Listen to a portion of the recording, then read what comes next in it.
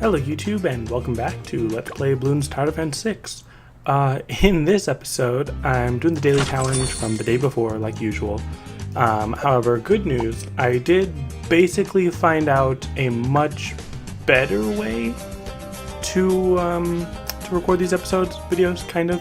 The long story short is I used to have to record the video twice. Because my computer didn't recognize the correct file type or whatever. But today I finally realized it's because I was trying to import something from my phone rather than put the file from my phone onto my desktop and then import it from the desktop. So basically I should only have to record the video once, like you're supposed to.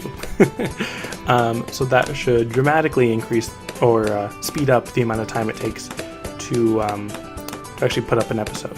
The other thing that I realized is, I forgot to double check the person's name, which I will do right now because I want to thank the person in particular, or specifically, let me see, notification on the phone. So yes, Jar of Jam. I would like to thank you specifically because I was asking about how to record or live stream videos from my phone or whatever, and you recommended the YouTube gaming app, which at first I wasn't sure because I figured that's just where you stream videos to, not necessarily what you stream them from or with. But you are correct. I can stream and record videos with the YouTube gaming app, and that should work. The only problem I have with it is it doesn't allow me to record the audio directly from the phone. Like, it'll just activate my microphone and then I have to pick up the game audio with the microphone on the phone. Typically I would prefer it if I could record the game audio and my commentary separately, because I have issues with speaking up loud enough or whatever, and the game being too loud and drowning out my voice. That's something that has happened a lot in the past. But in terms of live streams, that's something that can be much more easily managed. If people in the chat are like, "Oh hey, you're too quiet, speak up," and then just lower the volume on the game. And but if I'm recording a regular episode, then I can still do that. The way I've been doing it, and it'll just be faster this way. Now that I realized the problem I was having. Or if I did technically record a test video that I didn't intend to be a test video, but because I totally failed the challenge, today's daily challenge, the one with the boomerang thrower, ice tower, Gwendolyn, and monkey village, I totally did not succeed at that one. But anyways, so I need to actually go back and watch that footage and see if it turns out okay. Like, if you can hear me and the game well. I mean, worst case scenario, I would just have to mute the game or just have the game really quiet, and then you just hear my commentary and see how good the mic is on my phone. Because right now, obviously, I'm not recording the commentary on my phone. I'm recording it on a Blue Yeti. It's not the Snowball. It's just Blue Yeti, I think is what it's called. It's a pretty common microphone for Let's Plays, I think. But anyways, so hopefully this mic is making the quality good enough and decent enough. But kind of lost my train of thought. Where to go with this? Oh, that's right. So I can try live streaming. Not this weekend, but maybe next weekend. Or, I don't know, maybe I can try just live streaming an episode of me trying the daily challenge or something. Maybe I can try that tomorrow or the day after, if you guys are interested. But other than that, I'm not really sure how else I can get these videos up faster or easier for you guys, so that I can actually try to do the daily challenges, which I know in my last episode I was talking about how I'm probably not going to be doing the daily challenges, or at least not the current day's challenges or whatever. But I don't know. I'm wishy-washy. That's one of my least favorite traits about myself, is that I just keep going back and forth on certain things like this. But anyways, time to actually get into the commentary on what's actually going on screen, considering it's 5 minutes into the video. So for this day's daily challenge, which is technically yesterday's, or even further before that, depending on when you're watching this video, the daily challenge was to beat this track on easy with only boomerang throwers or boomerang monkeys and the monkey ace, which means that my camo detection is the monkey ace. And I like the monkey ace, kind of, a question mark, because the never miss targeting and the Spectre are really cool. I really like those upgrades. However, they're not the most reliable tower if you don't have those two upgrades, and because they're my only camo detection, I feel like I have to use never miss targeting and the camo detection in order to actually be a decent camo tower. But then I'm also going to be placing a second, or because I have two that are never miss targeting with camo detection, and then I'm going to be placing a second that has the fighter plane upgrade and the centered path, because I really like the centered path for some reason. It probably would have been better if I just gave them all camo detection, but anyways, so that was round 40. And that would have made like a 6-minute video, and maybe I could have done easy on something, but I figured might as well see how far I can get. This is one of the very few times I've ever actually wanted to do free play mode, just because I'm interested, because I got through that like so easily, you know, not to brag or whatever, but so I wanted to see how well this strategy will work on this map with these towers or whatever. So I've got two, or I think I have two already, of the fighter plane monkey, so that I can do extra damage to Moabs, and then the never miss targeting to deal with the camo balloons. And then I'm just throwing in a couple more bionic boomers. At least I'm pretty sure that's what those are. Yeah, I'm pretty sure those are bionic boomers with the glaive thrower upgrade. And then one of the Kylie boomerangs with now it has the Moab push to deal a bit more damage and to help with the Moabs a bit. Although I'm not entirely sure if the direction that you throw the Kylie boomerang affects the Moabs. I kind of wanted it to be near the beginning because I was thinking it does more damage to Moabs. I want to pop them earlier on. However, if the positioning of the boomerang thrower affects how well it actually pushes the Moabs back with the Moab push, then I think I probably should have either put him in the middle or near the bottom of the track to make sure it's actually pushing them back towards the beginning. But I have no idea. I really need to test these things more. So I've got those already up to almost round 50 in a little bit, and my defenses are holding pretty strong. And I've got like 12,000 cash or whatever, because I was trying to think, like, can I get that, or actually no, I don't even have Spectres yet. I just have never miss targeting.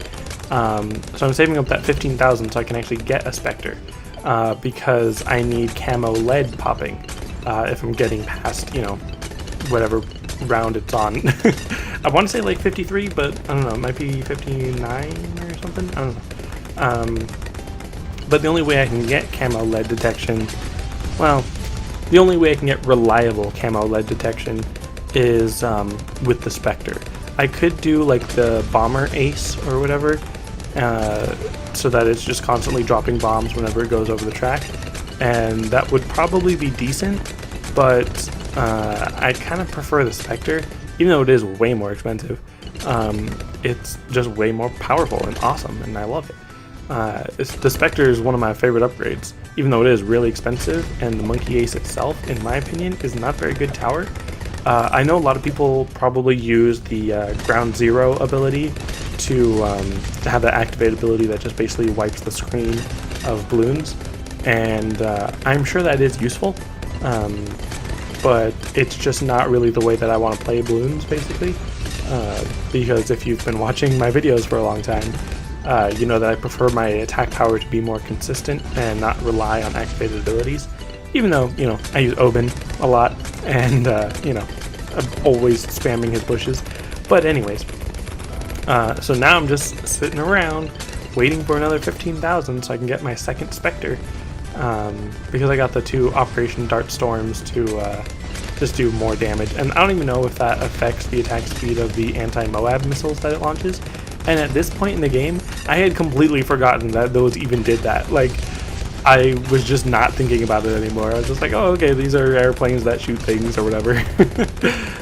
So now I have the 2 Spectres, which is very powerful, as you can see. And now I'm going for Glaive Ricochet monkeys, just to add some more like clump busting, or if there's a long stream of balloons, then I can get through those. I'm pretty sure the Spectre is already pretty good at that because it has that splash damage from those missiles or rockets or whatever that they're shooting. But again, I just wanted to make sure that I have those Glaive Ricochet, just to be extra sure that I'm doing more damage. Plus, it would be kind of boring to just sit around and do nothing while I'm waiting for the rounds to end. So already up to round 65, which, is that the end of medium on this one, or does it just go up to round 60? I know 65 used to be the end of medium on Blue Star Defense 5, but now I actually can't remember if that's where it ends on the medium on this one, or if it's just 60. Because it would make sense for it to be like 40, 60, 80, 100. That number logic makes sense to me, I guess. And then I think in a second here, I'm going to speed up the video because literally all I do is sit around and wait. And I think I upgraded the Moab push into the 4th, or no, I don't think I did. So I'm just waiting. And as you can see, there's nothing really interesting going on screen. It's just the balloons getting popped before they even get there, and a little bit in, and then they get popped. Just because 2 Spectres are really powerful. And you can see that timer in the bottom right-ish corner, right side of the screen, just ticking away because it's just... I don't even know what to say. It's just so... I don't want to say easy, but just... there's nothing for me to do. I'm just waiting while it's gathering money. And I was thinking it'd be kind of cool to get the Flying Fortress. And clearly I'm just destroying everything. So I don't really need to worry too much. But there you go. As you see, the BFBs, they do make it, you know, a quarter of the way through the first of the 4 circles. Oh, gosh.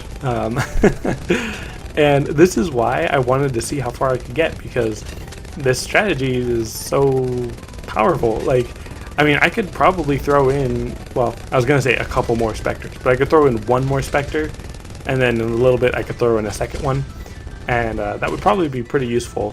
I probably should have done that, but I mean, 2 Spectres plus all those other towers I've got are able to take down a ZOMG no problem. So I mean, I'm not really in any kind of threat at the moment. The biggest threat is something that you're probably seeing, like anyone that's played this game and knows what's coming probably knows how much trouble I'm in. But I figured if I have the money, might as well get the Glaive Lord and the permanent booster. Or actually, no. Right now is when I finally got the turbocharge on my bionic boomers, because I never really use those because, you know, my whole speech about activated abilities or whatever. And I got my second Moab push, except I think one of them has the Glaive upgrade, and then one of them has the faster rings upgrade, just to add a little diversity, basically. But I could be wrong. They both might have the Glaive, and I wasn't even paying attention. So there, I finally got the permanent boost to my boomerang thrower, so that's even faster all the time. And then the activated ability, I think it said like increases its lethality, which I'm assuming means it pops through more balloons and or pops more layers per balloon. But again, as always, I need to do more testing on that, because I don't do any testing really. Well, I do a little bit every now and then, but so yeah, there I am, just waiting away, and then, oh, would you look at that, round 90 shows up. And yeah, I don't know what's up with the video, it's kind of weird. I don't know how it's going to show up when the video is finished, but yeah, so the not the Flying Fortress, the Spectres were not able to like even put a dent on those DDTs, and they're the only ones that can see them, so obviously none of the other stuff can help. Yeah, even the boomerang throwers, well, the Glaive Ricochet, they did have lead popping, but the other boomerang throwers didn't even have any lead. Well, I guess the Moab bush. Anyways, bionic boomers did not have lead popping. But now I have the flying fortress, and now I want to see, can it take down the 3 DDTs? And would you look at that? It does. It takes down 3 DDTs, which is very impressive for the flying fortress. And at this point, I probably should have gotten rid of the flying fortress and replaced all my other towers. I don't know how often the DDTs come through, but clearly they're not the only threat. And the flying fortress is apparently really good at destroying them, but it's not impenetrable. It's not an impenetrable flying fortress, especially not in this map with that range or flying pattern or whatever. So that is going to be the end of this episode because that's as far as I wanted to make it. But anyways, like I said, that's going to be it for this episode. Thanks for watching, and I'll see you next time.